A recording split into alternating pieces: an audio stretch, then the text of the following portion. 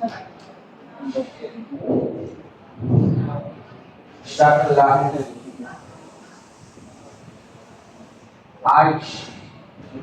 शिक्षक ने हमारी सदारत जैसे की कार्रवाई की सदारत की है, अल्हम्दुलिल्लाह। उनका जो चंद उनके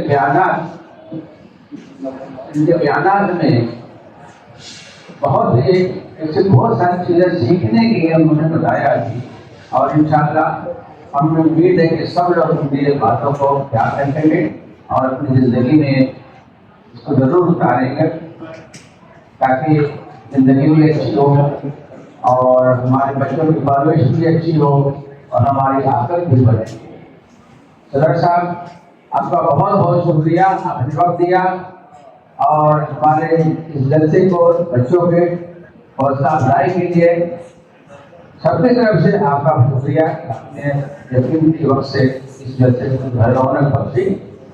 अब मैं अपने सदर साहब से गुजारिश करूंगा कि सदर साहब के खिदमत में बुके और शाल पेश करें।